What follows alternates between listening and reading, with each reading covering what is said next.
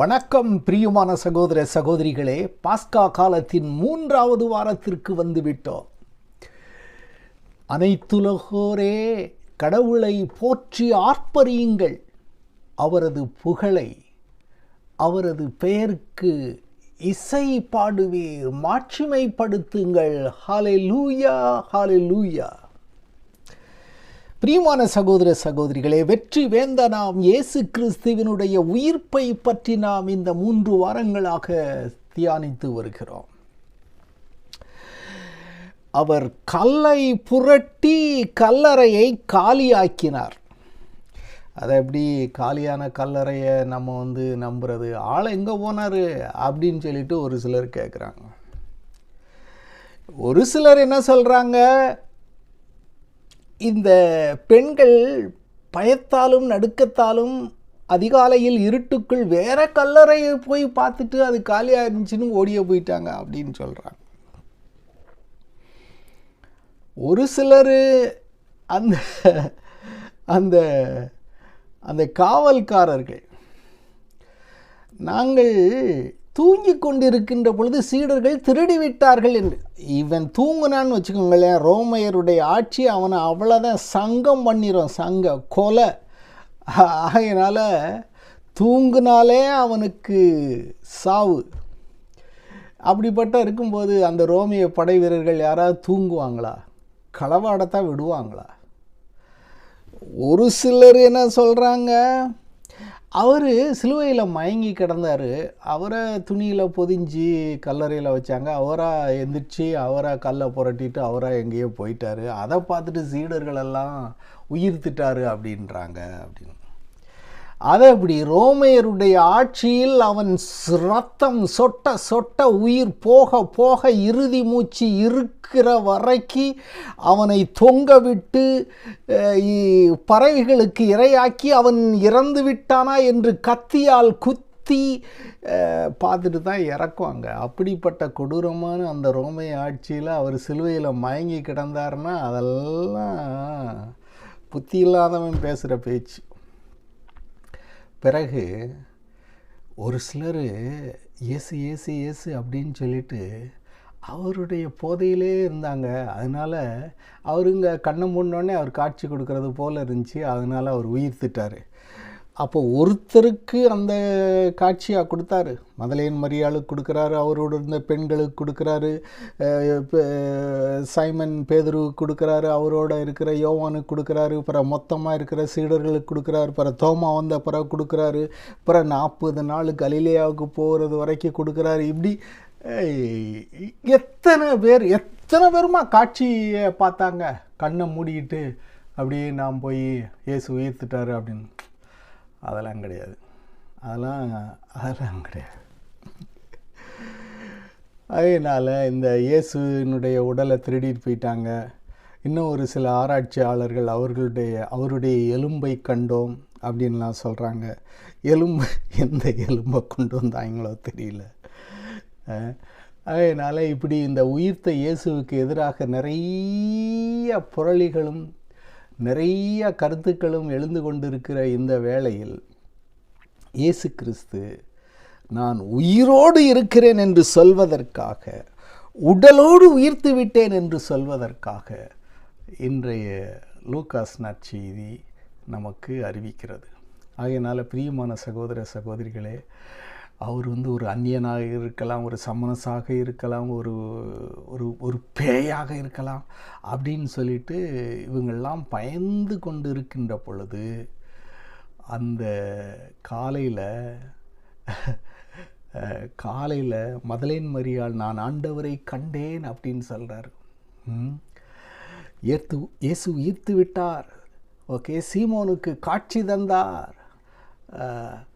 இப்படியெல்லாம் இருந்தாலும் தோமையார் நம்ப மாட்டேங்கிறாரு. நான் அவருடைய காயங்களில் என் விரல்களை இட்டு விழாவில் இப்படியெல்லாம் அவநம்பிக்கையாலும் ஐயத்தாலும் பயத்தாலும் திகிலுற்று அச்சமுற்று அறைக்குள் இருக்கின்ற பொழுது இயேசு மறுபடியும் அங்கே வரார். அதில் பாருங்கள், அதில் அந்த 2 சீடர்கள் நாங்கள் ஊருக்கு போகிறோம், இனிமேல் நமக்கு பொழப்பில்லை அப்படின்னு சொல்லிட்டு 2 சீடர்களும் சொந்த ஊருக்கு போகும்போது இயேசு அவர்களோடே போய் மோயிசன் தொட்டு அந்த இயேசுவினுடைய பகுதிகள் எங்கெங்கு இறைவாக்கு உரைக்கப்பட்டிருக்கிறதோ அத்தனையும் அவர்களுக்கு விளக்கி, அந்த ஏசாயா குறிப்பிட்ட அந்த துன்புறும் ஊழியனினுடைய பகுதிகளெல்லாம் விளக்கி, இயேசு பாடுபட்டு இப்படி இருக்குன்னு விளக்கி சொல்லி, அந்த மந்த புத்தி உள்ளவரை, மதிமயங்கியோரை, அந்த எருசலேம் விட்டு பயந்து ஓடுவரை உட்கார வச்சு அப்பத்தை பிட்டு கண்களை திறந்து இதயத்தில் தீயை பற்றி ஓடுங்கடா அப்படின்னு சொல்லிட்டு எருசலேமுக்கு அவர்களை திருப்பி அனுப்பி அவங்களும் இங்கே வராங்க. இயேசு அப்பத்தை பிட்டு கொண்டு இருக்கும்போது அவரை கண்டு உணர்ந்ததையும் அங்கு இருந்தவர்களுக்கு எடுத்துரைத்தார்கள். அதெல்லாம் சொல்கிறாங்க. இந்த மாதிரி இயேசு எங்களோடு நடந்தார், வார்த்தையை சொன்னார், அப்பத்தை பிட்டார், எங்களுடைய கண்கள் திறந்தது என்று அப்படி பேசிக்கிட்டு இருக்கிறாங்க ஒருத்தர். சீமோன் எனக்கு காட்சி கொடுத்தார்னு சொல்கிறாரு. தோமா நான் தொட்டேன், அவரை கண்டேன், என் ஆண்டவரே என் தேவனே என்று அறிக்கையிட்டேன் அப்படின்னு ஒருத்தருக்கு ஒருத்தர் அப்படியே பேசிக்கிறாங்க. சீடர்கள் இவ்வாறு பேசிக்கொண்டிருந்த போது இயேசு அவர்கள் நடுவில், உங்களுக்கு அமைதி உரித்தாக, அதுதான் ஆண்டவர் கூறக்கூடிய முதல் உயிர்ப்பினுடைய வாழ்த்து, அமைதி உரித்தாக.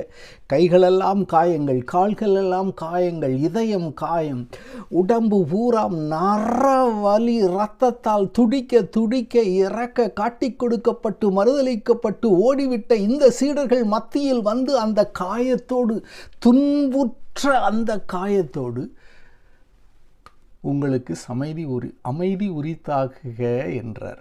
இதைத்தான் நம்ம வீட்டில் ஒவ்வொருத்தரும் சொல்லணும். பிரியமான சகோதர நம்ம எவ்வளவு பெரிய காயப்பட்டிருந்தாலும், துன்பப்பட்டிருந்தாலும், துயரப்பட்டிருந்தாலும், வெறுக்கப்பட்டிருந்தாலும், இல்லாதது பொல்லாதது எல்லாம் நம்ம மேலே சொல்லி சுமத்தி நம்மளை அமுக்கி ஒடுக்கி அடக்கி வச்சிருந்தாலும், அவங்கள பார்த்த உடனே பல்லக்கடிக்காமல் முகம் சிரித்து அவர்கிட்ட சொல்லக்கூடிய ஒரு வார்த்தை, உங்களுக்கு அமைதி உரித்தாகுக, உங்களுக்கு அமைதி உரித்தாகுக. போன வாரம் ஞாயிற்றுக்கிழமையில் 3 நேரம் சொல்கிறாரு. முதல் நேரம் அமைதி, உடனே மகிழ்ச்சி பொங்குகிறது. 2வது நேரம் அமைதி அப்படின்னு சொல்கிறாரு, மன்னிப்பு பொங்குகிறது. 3வது அமைதி அப்படின்னு சொன்னோடனே அப்படியே ஆறுதலும் ஒரு தேற்றுதலும் அங்கே உருவாக்குறது. ஆகையினால இந்த வாழ்த்துக்கு பெரிய சக்தி இருக்குது. பிரியமான சகோதர சகோதரிகளே, நீங்கள் ஒவ்வொரு முறையும் உங்கள் இல்லத்தில் சண்டை, சச்சரவு, பிளவு, பிரிவினை வருகின்ற பொழுது, யாராவது எழுந்திருந்து உங்களுக்கு அமைதி உரித்தாகுக என்று சொல்கின்ற பொழுது, அந்த இல்லத்தில் இயேசு கிறிஸ்துவினுடைய உயிர்ப்பின் மகிமையும் வெற்றியும் விளங்கும். அதுக்கு பிறகு அவர் என்ன சொல்கிறாரு? அவர்களை வாழ்த்துகிறார். இது திருப்பலி ஆரம்பிக்கிறது போல, ஆண்டவர் உங்களோடு இருப்பாராகாது, ஆயர் வந்தார்னா உங்களுக்கு அமைதி உரித்தாகு அப்படின்னு சொல்லிட்டு வாழ்த்துவார். பிறகு அவங்க என்ன செய்கிறாங்க? திகிலுற்று அச்சமுற்று அப்படியே இருக்கிறாங்க. ஒரு ஆவியை காண்பது போல் நினைக்கிறேன். ஏதோ ஒரு பேய் பிடிச்சி பித்து பிடிச்சி போய் அலையுதுன்னு சொல்லுதுகள்ல, ஏதோ பேய் பிடிச்சிருச்சு போல் அப்படி உட்காந்துருக்காங்க. அவர் என்ன சொல்றார்? நீங்கள் ஏன் கலங்குகிறீர்கள்? ஏன் இவ்வாறு உங்கள் உள்ளத்தில் ஐயம் கொள்கிறீர்கள்? அந்த ரோமியர்களுக்கு பயம், அந்த யூதர்களுக்கு பயம், அந்த இயேசு கிறிஸ்துவை சிலுவையில் அறைந்தது போல அவரை பின்பற்றி எங்களுக்கும் அந்த துன்பத்தையும் துயரத்தையும் கொடுத்து விடுவார்களோ என்று அந்த பயம் அதில் உட்காந்துருக்குறாங்க. கலங்கி போய் உட்காந்துருக்காங்க. உடனே அவங்கள்ட்ட காட்டுறாரு, என் கைகளையும் என் கால்களையும் பாருங்கள், நானே தான் உயிரோடு வந்திருக்கிறேன், உடலோடு வந்திருக்கிறேன், மகிமையோடு வந்திருக்கிறேன். என்னை தொட்டு பாருங்கள், எனக்கு உடம்பு இருக்கு. என்னை தொட்டு பாருங்கள், எனக்கு எலும்பு இருக்கு. என்னை தொட்டு பாருங்கள், எனக்கு சதை இருக்கிறது. என்னை பாருங்கள் அப்படின்னு சொல்றார். இவை ஆவிக்குரியது கிடையாது. இது பேய்க்கெல்லாம் இந்த கை கால் இதெல்லாம் ஒன்றும் கிடையாது. தொட்டு பாருங்கள் அப்படின்னு சொல்லிட்டு உடலோடு உயிர்த்த தன் உடலை காட்டுகிறார். உடையுண்ட அந்த உடலை காட்டுகிறார். காயமுற்ற அந்த உடலை காட்டுகிறார். காட்டுகின்ற பொழுதே வாழ்த்து சொல்லி காட்டுகிறார், உங்களுக்கு அமைதி உரித்தாகுக என்று. அதனால் பிரியமான சகோதர சகோதரிகளே, இப்படி சொல்லி தம் கையையும் கால்களையும் அவர்களுக்கு காண்பித்தார். அவர்களோ மகிழ்ச்சி மேலிட்டு, ஆகினால இந்த உயிர்ப்பினுடைய முதல் விளைவு மகிழ்ச்சி. எல்லாம் இழந்து போய் இருக்கிற ஒரு சூழ்நிலை. இவர் மெசியாவாக வருவார், ஆட்சி அமைப்பார், அதிலே நாம் பதவி பிரமாணம் செய்யப்படுவோம் என்று ஏங்கிக் கொண்டிருந்த இவர்கள் எல்லாம் தொலைந்து விட்டது சிலுவையில் என்று நினைத்தார்கள். ஆனால் அவர் அதையும் முறியடித்து வெளிவந்த பொழுது அவர்களுக்கு முதல்ல கிடைக்கக்கூடிய ஒரு அருள் மகிழ்ச்சி. ஆகையினால இயேசுவை நம்புங்கள். எல்லாவற்றையும் இழந்துவிட்டாலும் இயேசுவை நம்புங்கள். பயந்து போய் இருக்கின்ற பொழுது இயேசுவை நம்புங்கள். அச்சத்தால் இருக்கின்ற பொழுது இயேசுவை நம்புங்கள். திகிலுற்ற இருக்கிற நீங்கள் இயேசுவை நம்புங்கள். கலங்கி போய் இருக்கிற நீங்கள் இயேசுவை நம்புங்கள். உயிர்த்த இயேசு கிறிஸ்து உங்களுக்கும் அமைதி உரித்தாகுக என்று சொல்வார். அங்கே மகிழ்ச்சி பொங்கும். அவர்களோ மகிழ்ச்சி மேலிட்டு நம்ப முடியாதவர்களாய், இன்னும் பாருங்க, மதலேன் மரியாள், சீமோன், யோவான், சீடர்கள், எம்மாவு சீடர்கள் எல்லாரும் சொல்லிட்டாங்க அவர் உயிர்த்துட்டாரு, நாங்கள் கண்டோம் அப்படின்ட்டு. இருந்தாலும் நம்ப முடியாதவர்களாய், வியப்புக்குரியவர்களாய். இதுதான் இந்த உலகமே. இந்த உலகம் புருஷன் பொண்டாட்டியை நம்ப மாட்டேங்குது. புருஷன் பொண்டாட்டியை வியப்புக்குள்ளவராய் பார்க்கிறா, இவளுக்கு என்னாச்சு அப்படின்னு சொல்லிட்டு. இப்படிப்பட்ட இந்த உலகத்தில் எப்படி இவங்களெல்லாம் நம்ப வைக்கிறது? உடனே அவர் சரி நான் உயிர்த்துட்டேன்னு இவங்க நம்ப மாட்டேங்கிறாங்களே, சரி மனுஷன் செய்கிற ஒரு செயலை செய்வோம் அப்படின்னு சொல்லிட்டு, உண்பதற்கு இங்கே உங்களிடம் ஏதாவது உண்டா அப்படின்னு கேட்குறாரு. அவர்கள் வேக வைத்த மீன் துண்டு, இந்த வேக வைத்த மீன் துண்டை அப்படி கொடுக்கும்போது ஒரு சில கிறுக்கு விவிலிய விளக்க உரையாளர்கள், எருசலேமில் எப்படி மீன் கிடைக்கும், எருசலேமில் மலை மேலில் இருக்குது, அங்கே எப்படி இவங்க மீன் வாங்கி அதுக்கு அதை வறுத்து இல்லைன்னா அதை அவிச்சு இல்லைன்னா அதை பொரித்து வச்சுருக்குறாங்க அப்படின்னு ஒரு சிலர் இதை கிண்டல் அடிப்பாங்க. பிரியமான சகோதர சகோதரிகளே, இறைவாக்கினர் காலம் தொட்டு எருசலேமிலே ஒரு மீன் வாயில் அப்படின்னு ஒன்று இருந்துச்சு.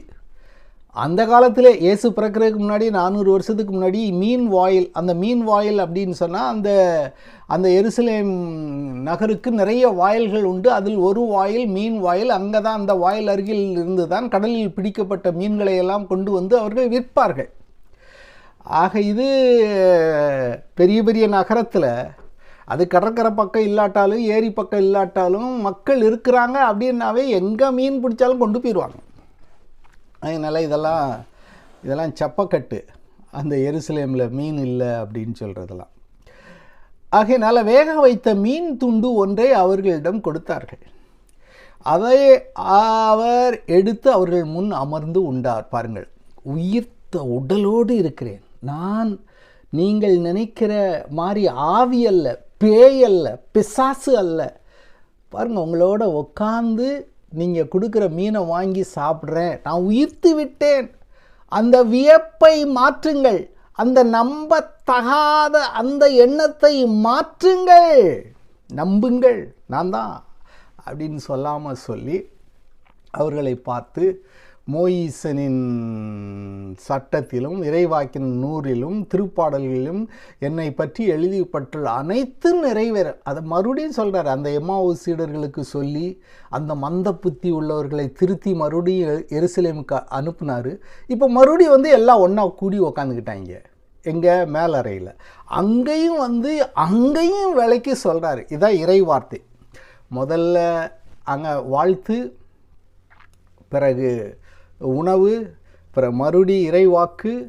இதெல்லாம் திருப்பலி மாதிரியே இருக்கு பாருங்க. லூக்காஸ் நற்செய்தியில் அப்படி தான் செய்வாங்க. முதல்ல இந்த உணவெல்லாம் உண்டு, அதுக்கப்புறம் தான் இந்த திருப்பலியே நடக்கும். சரி, ஆகையினால் அந்த மோயிசன் தொட்டு சங்கீதம் தொட்டு இறைவாக்கு தொட்டு எங்கெங்கெல்லாம் அவர் இறந்து உயிர்க்க வேண்டும் என்று எழுதப்பட்டிருக்கிறதோ அதெல்லாம் நிறைவேறிவிட்டது என்று அவர்களுக்கு சொல்லி கடைசியாக ஒன்று சொல்கிறார், மெஸ்ஸியா துன்புற்று இறந்து 3ஆம் நாள் உயிர்த்தெழ வேண்டும் என்றும். அதைத்தான்ப்பா நான் செஞ்சேன். தந்தை எனக்கு கொடுக்கிற பணியே நான் எருசலேமுக்கு சென்று இந்த உலகம் அனைத்தையும் ஒப்புரவாக்க அந்த சிலுவையில் என்னை பலியாக்கி இந்த உலகம் அனைத்திலும் உள்ள பாவங்களை மன்னித்து தந்தையோடு உங்களை எல்லாம் இணைத்திருக்கிறோம்ப்பா. பாவ மன்னிப்பு பெற இறந்து 3ஆம் நாள் உயிர்த்தெழ வேண்டும் என்றும் பாவ மன்னிப்பு பெற மனம் மாறுங்கள் என எருசலேம் தொடங்கி அனைத்து நாடுகளையும் அவர்களுடைய பெயரால் பறைசாற்ற வேண்டும் என்றும் எழுதியுள்ளது. இதற்கு நீங்களே சாட்சி. அதனால் போங்கப்பா, உங்கள் பயம் போதும், அச்சம் போதும், திகிலுற்றது போதும், கலங்கியது போதும், நம்பாமல் இருந்தது போதும், வியப்புக்குள்ளாகி உட்கார்ந்துருந்தது போதும், பேய் பிடிச்சது போல் இருந்தது போதும், அதெல்லாம் விட்டுட்டு புது மகிழ்ச்சியோடு எழுந்து புது ஆவியோடு எழுந்து புது அன்போடு எழுந்து புது விசுவாசத்தோடு எழுந்து நான் உயிர்த்து விட்டேன், உங்களுடைய பாவங்களை எல்லாம் மன்னித்து விட்டேன், சிலுவையில் அறைந்து ஒழித்து விட்டேன் என்று உலகெங்கும் சென்று பறைசாற்றுங்கள் என்று அவர்களுக்கு ஒரு பணியை கொடுத்து அனுப்புகிறார். அதனால் பிரியமான சகோதர சகோதரிகளே, நம்முடைய கிறிஸ்தவ வாழ்க்கையில் நிறைய இழப்பெல்லாம் வரும். அதனால் அதெல்லாம் கண்டு பயப்பட வேண்டாம், அஞ்ச வேண்டாம், திகிலுற வேண்டாம், கலங்க வேண்டாம். ஆண்டவர் உயிர்த்து விட்டார். உயிர்த்த ஆண்டவரின் மிக சிறந்த கொடை அமைதி. அமைதி உங்களுக்கு உரித்தாகுக, அமைதி உங்களுக்கு உரித்தாகுக என்று இயேசு தான் தோன்றிய இடங்களிலெல்லாம் அமைதியை கொடையாக கொடுத்து கொண்டிருக்கிறார். உங்களுக்கும் அந்த அமைதி உரித்தாகுக. உங்கள் இல்லத்தில் உள்ள ஒவ்வொருவருக்கும் அந்த அமைதி உரித்ததாக. இயேசு உயிர்த்து விட்டார். இயேசு உயிர்த்து விட்டார். உடலோடும் உயிரோடும் நம்மோடு பிரசன்னமாக இருக்கிறார். ஆமென், ஹல்லேலூயா. ஆமென், ஹல்லேலூயா.